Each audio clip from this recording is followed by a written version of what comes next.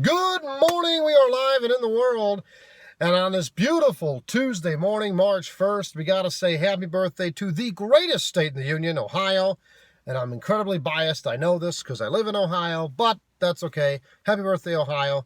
Moving on to today's topic. Today, we are talking about morality in the workplace and in society. So I talk about in my article that I'll have linked below, catholicintheworld.blogspot.com. I'll be talking about this in greater detail involving the catechism and different examples. But real quick, what I wanted to address is one, when you're at work and you're faced with a moral decision, when something violates your conscience at work, you have to recognize that we have to give God what is God's and to Caesar what is Caesar's. Christ talks about that. Well, what is God's? God is the one, the being, that wrote the moral natural law into all of creation. So when it comes to morality, that's God's. We have to give God what is God's.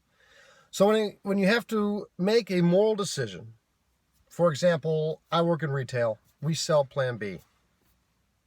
I do not believe that emergency contraception is good. It's intrinsically evil. So I'm not going to sell it. So that's a moral decision I have to make when someone approaches me. Hey, I'm looking for Plan B. I don't ring it up for them. I send them to the pharmacy. I looked at the policy. I talked it with my coworkers, and I found out a good number of them are also against selling it, which is amazing. And so that's how I handled that situation. And in society, I vote. We live in a democratic republic. We're allowed to vote for candidates that share our views. So if we want a pro-life society, for example, we need to elect candidates into different positions that carry that belief.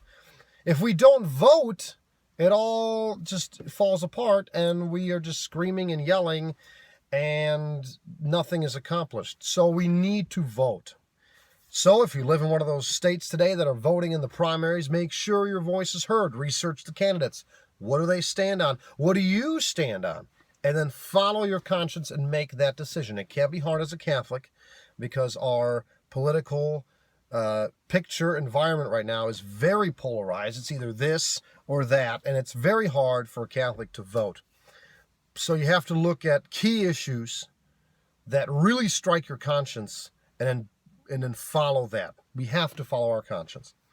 So go out and vote. So at work, look at the policies, talk with coworkers. In society, research the candidates, talk with your fellow citizens, and vote. And I'll go into a little more detail involving the catechism and different examples in the article, catholicintheworld.blogspot.com. It's in the description below.